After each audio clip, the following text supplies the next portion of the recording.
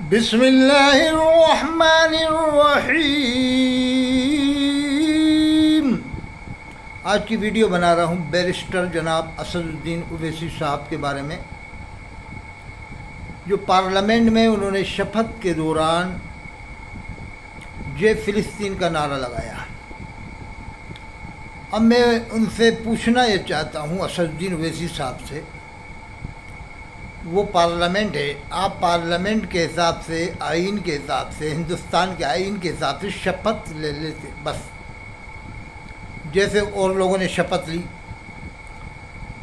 جیسے ہندوستان کے مشہور شہر رامپور کے جو سانسد چنے گئے ہیں اس وقت، مقبول خاص و عام محقق اصل حضرت مولانا محب اللہ صاحب ندوی قطب رامپور، انہوں نے بھی سادھارن طریقے سے شپت لی،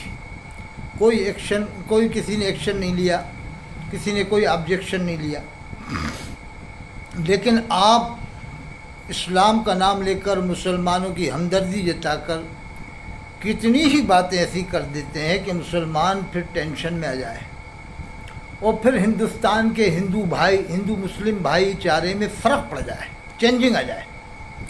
ہم جانتے ہیں ہندوستان کا ہندو بھائی بہت اچھا ہے، مجھے معلوم ہے، میرے ہندو بھائیوں سے تعلقات بھی ہیں، اور ہندو بھائی بھی میرے پاس آتے ہیں، کئی بار ہندو بھائی میرے پاس آتے ہیں، میں ان کی اچھائیوں کو جانتا ہوں، اگر بیان کرنا شروع کر دوں گا تو گھنٹوں لگ جائیں گے، رات گزر جائے گی، اتنی اچھائیاں ہندو بھائیوں کے درمیان ہیں۔ لیکن آپ ایسی باتیں جب بولتے ہیں تو ہندو مسلم بھائی چارے میں فرق پڑتا ہے۔ میں جانتا ہوں کہ آج سے 15 سال پہلے جب آپ کے بھائی اکبر الدین اویسی صاحب نے جب بھڑکاؤ باتیں کچھ بولی ہیں اور ہندو بھائیوں کے دیوی دیوتاؤں کے خلاف بھی نام لے کر یا ان کے خلاف بولی ہیں، وہ کیسٹ بھی میں نے سنی ہے، آپ کے بھائی کی ویڈیو میں نے سنی ہے، تب سے یہ ماحول پیدا ہوا ہے۔ نہ آپ کے بھائی ایسے بولتے، نہ ہندو مسلم بھائی چارے میں فرق آتا آج ہندوستان میں۔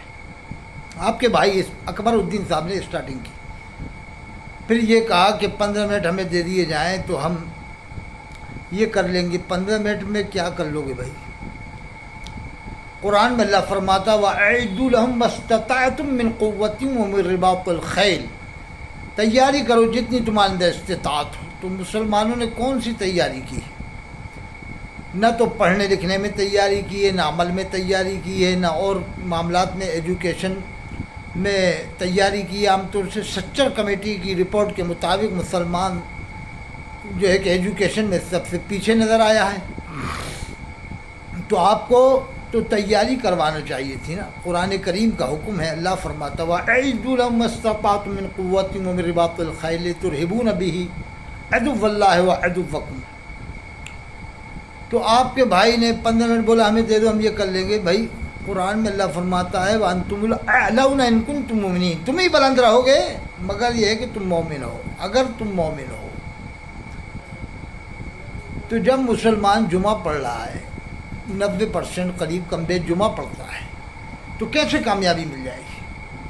اللہ کا تو فرمان ہے قرآن میں وَمَن يَعْشُ عَن ذِكْرِ الرَّحْمَٰنِ نُقَيِّضْ لَهُ شَيْطَانٌ، جو اللہ کے ذکر سے، رحمان کے ذکر سے منہ موڑے گا، اللہ فرماتا نُقَيِّضْ لَهُ شَيْطَانٌ، ہم اس پر شیطان کو مسلط کر دیں گے۔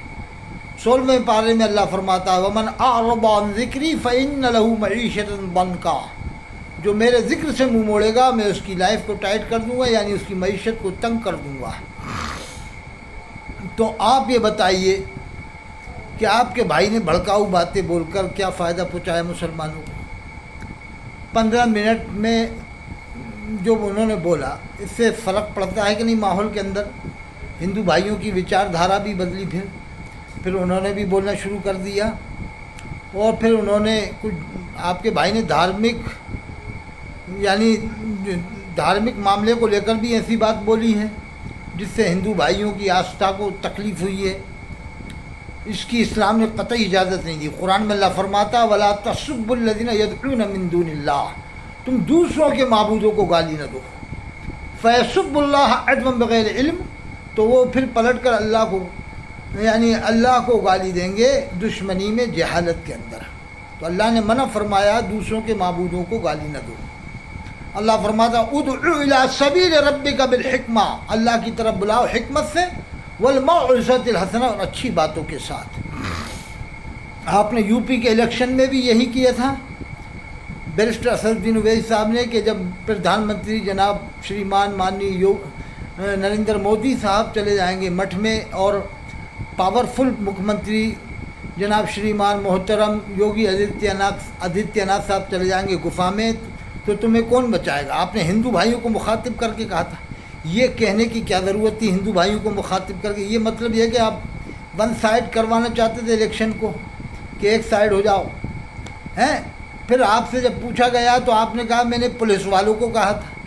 پھر آپ نے پلٹی مار دی، پولیس والوں کو کہا تھا. بھاشڑ میں تو آپ نے پولیس والوں کا نام نہیں لیا. پھر آپ نے اپنے آپ کو بچانے کے لیے کہا کہ میں نے پولیس والوں کو کہا تھا. بھائی پولیس والوں کو بھی کہنے کی کیا ضرورت تھی؟ پولیس والوں کا کون کیا بگاڑ لے گا؟ کیا ہے کانگریس کی حکومت آ جائے، کیا ہے کسی اور کی حکومت آ جائے، بسپا کی جائے، سپا کی جائے، تو پولیس والوں کا کیا کر لیں گے؟ پورے ہندوستان میں پولیس والے ہیں. پھر شاسن کے ذریعے ہی شاسن چل رہا ہے. شاسن اور پرشاسن کے ذریعے چل رہا ہے، اور پرشاسن شاسن کے ذریعے چل رہا ہے. دونوں کا میل جول ہے. تو پرشاسن تو بہت بڑی طاقت ہے، آپ پولیس والوں کا کیا کر لیں گے یہ بتائیے؟ اگر آپ نے پولیس والوں کو بھی یہ کہا، یہ آپ نے ایک بہانہ بنایا تھا کہ میں نے پولیس والوں کو کہا تھا، یہ جواب آپ کا معقول جواب نہیں تھا.